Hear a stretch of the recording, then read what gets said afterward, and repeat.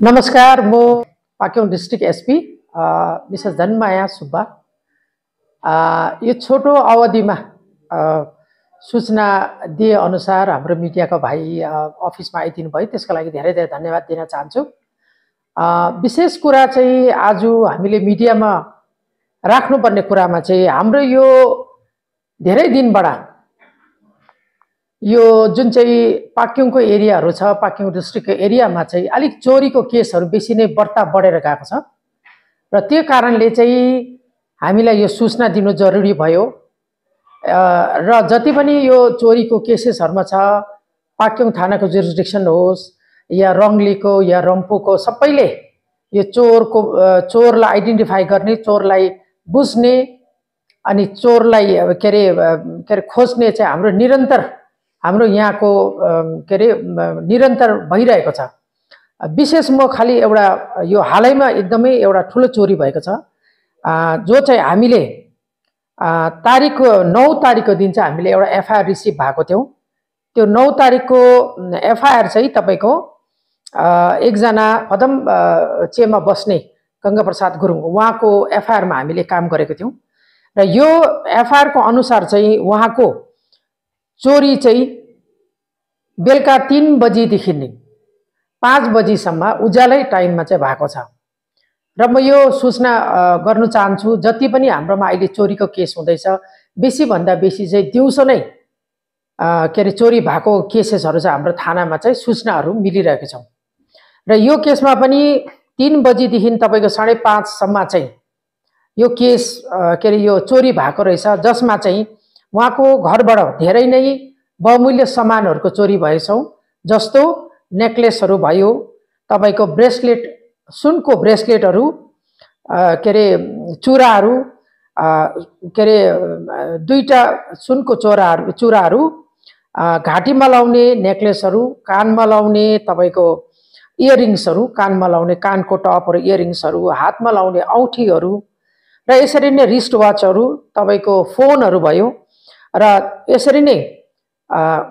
त्यो सबै सामानहरु राख्ने घरमा भएको ब्याकप्याकहरु पनि धरी पनि चोरी भएको छ। यो सन्दर्भमा म के भन्न चाहन्छु भने अहिले हाम्रो यो जति पनि चोरी हुनेमा धेरै धेरै मोटिभ भएको हामीले चोरहरु भेटाउँछौं। कसैले ड्रग्सको लागि मसिनो भन्दा मसिनो चीजहरु पनि चोरी गर्छ, कसैले ठूलो चीजहरुमा पनि हातहरु हालिरहेको छ। र यो केसमा पनि यसरी नै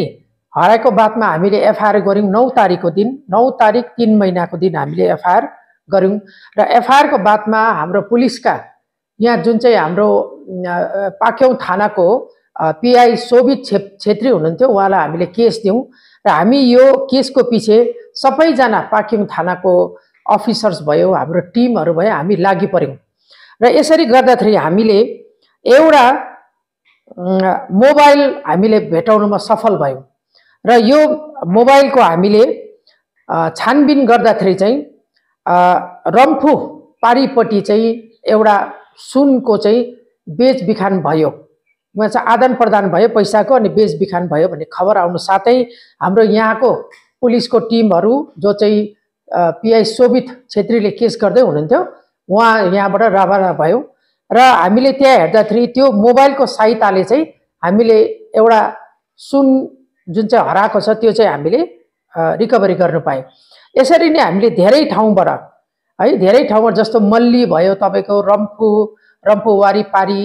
त्यहाँ तपाईको सिलगुडी, त्यहाँतिर पनि गएर चाहिँ हामीले धेरै यो सुनहरु हामीले उयो गर्दाखेरि यो रकममा हामीले जति हराएको छ त्यो भन्दा चाहिँ हामीले 70% चाहिँ हामीले रिकभरी गर्न पायौं। अब हामीले 30% अलिकति हामीले जोर गरेर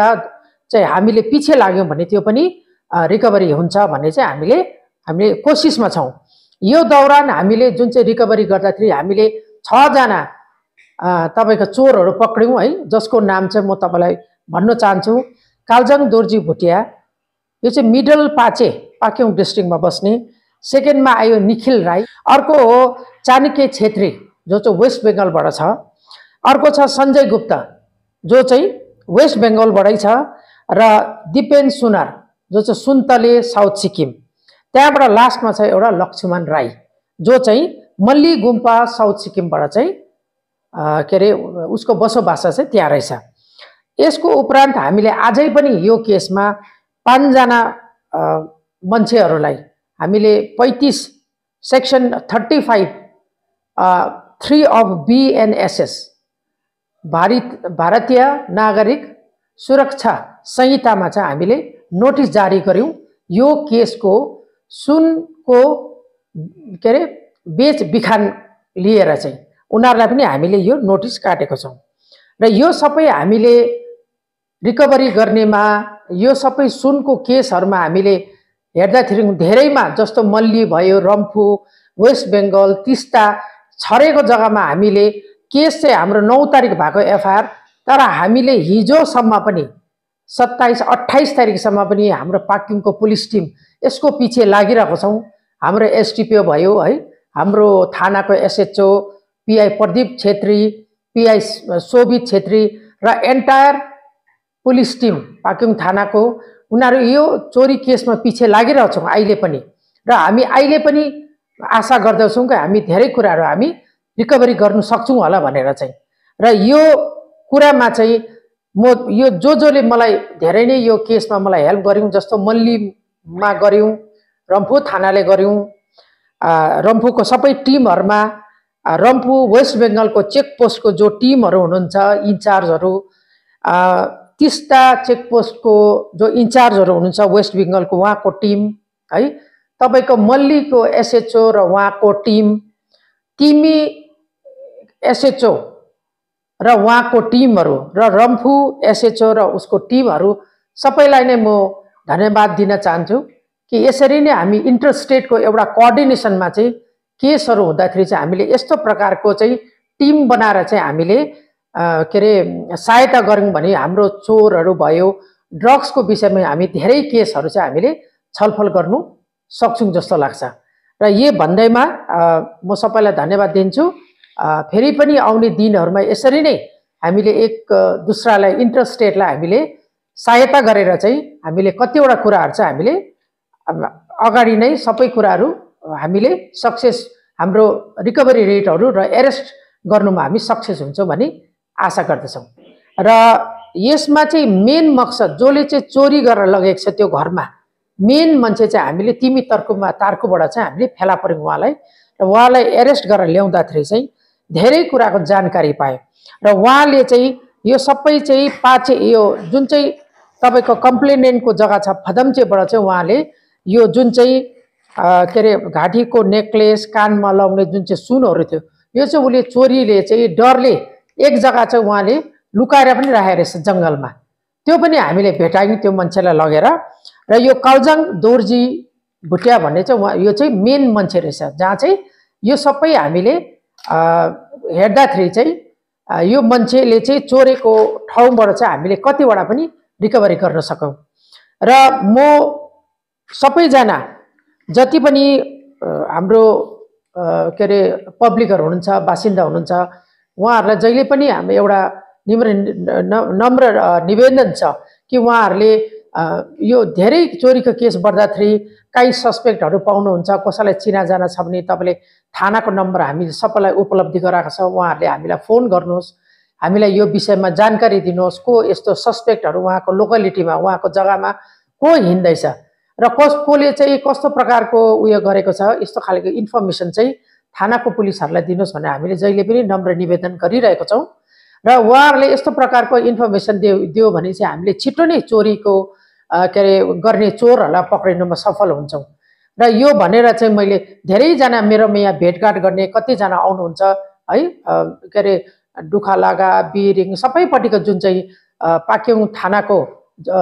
क्षेत्रमा पर्ने जति पनि हुनुहुन्छ उहाँहरु मलाई भेट्नु आउँदा जहिले पनि हामी भन्छौं ड्रग्सको बारेमा पनि तपाईहरु सतर्क बस्नुहोस्, कुनै पनि चिनाजाना मान्छेले चोरी गर्न सकिन्छ। जस्तो यो केसमा पनि ड्रग्सको लागि पनि चोरी गरेर बेचेर ड्रग्स किनेर खाएको पनि छ यो एक्युज्डहरुले, योहरु भएको छ। धेरैमा चाहिँ यो चाहिँ सुन दिएर चाहिँ ड्रग्स किनेर ल्याएको पनि छ। र यो प्रकारको चाहिँ अब पनि नहोस् भनेर चाहिँ जति पनि जनसाधारणहरु छ उहाँहरु सतर्क बस्नुहोस्, आफ्नो घरहरु राम्रो बन्द गर्नुहोस्, ताला चाबी भन्ने कस्तो छ, ड्युटी जानु भन्दा अगाडि ड्युटीमा जाँदा हैन काहीँ पनि कन्स्ट्रक्सन कम्पनीमा, काहीँ फर्मामा, काहीँ गर्नु छ भने तपाईँहरूले आफ्नो दैला बलियो पाराले बन्द गर्ने, चाबी ताला चेक गर्ने, खिड्कीहरू चेक गर्ने, आफ्नो घरको वरिपरि कोही मान्छेहरू सस्पेक्टहरू घुमिरहेछ भने पुलिसलाई खबर गर्ने, यो भनेर चाहिँ हामीले यो आजको मिडियामा चाहिँ यो हामीले भन्नु चाहेको। ठुलो कुरा चाहिँ जति पनि हाम्रो प्रपर्टीहरू जुन चाहिँ चोरी हुन्छ हामीले चाहिँ जहिले पनि त्यो चाहिँ हामीले रिकभरी गर्ने, अनि जो कम्प्लेनेन्ट छ उहाँलाई हामीले के अरे फर्काउने, दिने, उहाँको चिज पाउने नै प्रकारले हामी काम गर्छौँ, रिकभरी गर्छौँ। र पुलिसको दिनै यही नै एउटा के अरे कोसिस रहन्छ कि यो सबै जति चोरी भएकोहरू छ हामी कोसिस गरेर जति पनि हाम्रो पिआइजहरू छ, हाम्रो पार्किङ थानाको टिमहरू छ, उहाँहरूले चाहिँ एकदमै राम्रोसँगले केस गरेर यो सबै चाहिँ रिकभरी गरेर कोर्टको अर्डरमा चाहिँ हामीले फर्काउनु पर्छ भन्ने चाहिँ यो कुरा चाहिँ राख्न चाहन्छु।